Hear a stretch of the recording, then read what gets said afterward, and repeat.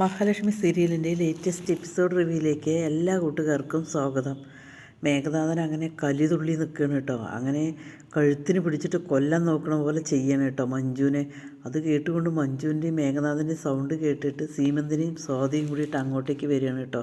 എന്താണ് നീ ചെയ്യുന്നത് എന്ന് ചോദിച്ചതിന് ശേഷം മഞ്ജുവിനെ പിടിപിടിപ്പിക്കുകയാണ് കേട്ടോ. പിന്നീട് മേഘനാഥനോട് ചോദിക്കണേ എന്താണ് നീ ചെയ്യുന്നത് എന്ന് ചോദിക്കുമ്പോൾ അമ്മേ ഇവൾ വേറൊരുത്തിൻ്റെ കൂടെ ബൈക്കിൽ പോയി എന്ന് ഇങ്ങനെ മേഘനാഥൻ പറയുകയാണ് കേട്ടോ. അത് കേൾക്കുമ്പോൾ തന്നെ സീമന്തിനിക്കാകെ ദേഷ്യം വരികയാണ് കേട്ടോ. ഇവൾ ഒരുങ്ങി കെട്ടി പോകുന്ന ഇതിനാണോ ചോദിക്കുകയാണ്.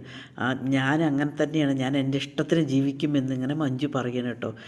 നിൻ്റെ ഇഷ്ടത്തിന് ഇവിടെ ജീവിക്കാൻ പറ്റില്ല. അവൻ കെട്ടിയ താലിയാണ് നിൻ്റെ കഴുത്ത് കിടക്കുന്നത്. നീ ആദ്യമേ നിർത്തണമായിരുന്നടാ, നീ എന്തുകൊണ്ട് നിർത്തിയില്ല? അവളെപ്പോഴും അഴിഞ്ഞാട്ടക്കാരിയാണ് എന്നിങ്ങനെ പറയണം കേട്ടോ.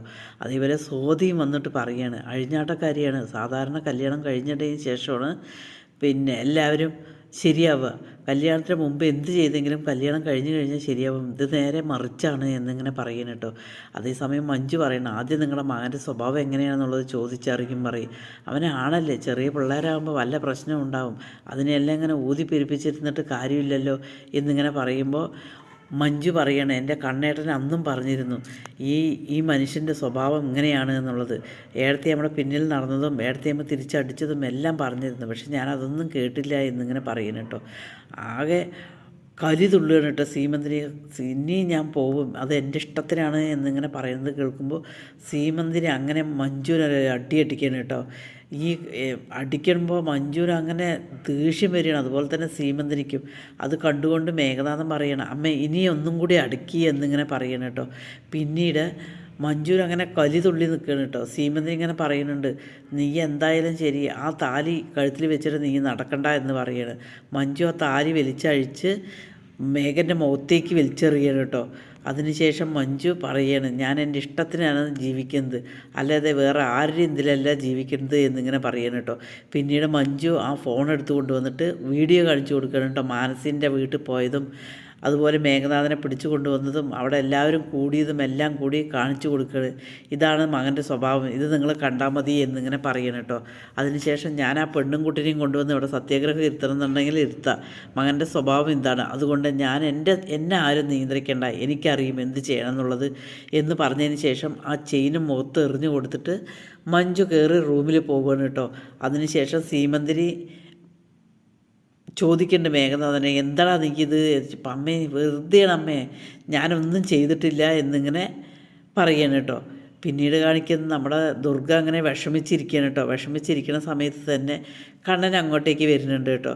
കണ്ണൻ വന്നതും ചോദിക്കുകയാണ് അവൾക്കിപ്പോൾ സുഖമാണ്, മഞ്ജുവിൻ്റെ കാര്യം പറയണം, അവൾക്ക് ചെറിയ പ്രശ്നങ്ങളുണ്ട്, നിനക്കതല്ലേ വേണ്ടത് എന്നിങ്ങനെ ചോദിക്കുക. എനിക്കല്ല, അവൾക്ക് വല്ല പ്രശ്നങ്ങളുണ്ട്, അവൾക്ക് എന്ത് പ്രശ്നങ്ങളുണ്ടെങ്കിലും ശരി അവൾ ഇവിടെ വന്നു കഴിഞ്ഞാൽ ഞാൻ രണ്ട് കയ്യും നീട്ടി സ്വീകരിക്കും എന്നിങ്ങനെ പറയണം കേട്ടോ.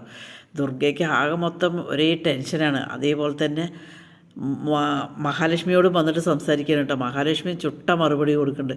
പിന്നീട് കാണിക്കുന്നത് നമ്മുടെ കരുണി ഉണ്ണിയും കൂടിയിട്ട് പോകാൻ വരികയാണ്. ഏതായാലും കണ്ണൻ വിളിക്കുകയാണ് കേട്ടോ.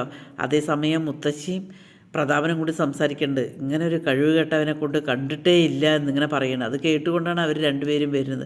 ആ സമയത്ത് തന്നെ പ്രതാപൻ പറയുന്നുണ്ട് ഇനി ഇവളെ അവരവിടെ നിന്ന് ഇറക്കി വിട്ട് കഴിഞ്ഞാൽ ഇവളെ നീ ഇവിടെ കൊണ്ടുവന്ന് ആക്കിയിട്ട് നീ പോയിക്കോ, അല്ലാതെ നീ ഇവിടെ ഇരിക്കേണ്ട, ആൾക്കാർ പറഞ്ഞു കഴിഞ്ഞാൽ എനിക്ക് അവർക്ക് ഉത്തരം കൊടുക്കാൻ പറ്റില്ല എന്നിങ്ങനെ പറയണം കേട്ടോ. അത് കേൾക്കുമ്പോൾ ആകെ മൊത്തം ഉണ്ണിക്ക് ദേഷ്യം വരികയാണ് കേട്ടോ. അവൾ പ്രസവിക്കുന്നവരെ ഇവിടെ ഇരുന്നോട്ടെ, കൊച്ചിന് തന്തയില്ലെന്ന് ഞാൻ പറഞ്ഞോളാം എന്നിങ്ങനെ പ്രതാപം പറയണം കേട്ടോ. അതിനുശേഷം ഉണ്ണി ഇങ്ങനെ കരുണയോട് ചോദിക്കുന്നുണ്ട് കരുണെ നിൻ്റെ അച്ഛനും ഇങ്ങനെ പറയണ കേൾക്കുമ്പോൾ നിനക്കൊന്നും തോന്നണില്ലേ എന്ന് ചോദിക്കുക. എനിക്ക് എന്താ തോന്നുന്നത്, അവർ പറയണത് സത്യമാണല്ലോ, അത്രയും കഴിവ് കേട്ടവനാണ് ഉണ്ണിയേട്ടൻ എന്ന് പറയണം. ഒരു കൊച്ചു മാത്രം ഉണ്ടായ പോരാ, ആ കൊച്ചിനെ നോക്കാനുള്ള പ്രാപ്തിയും കൂടി വേണം എന്നിങ്ങനെ കരുണ പറയണം കേട്ടോ.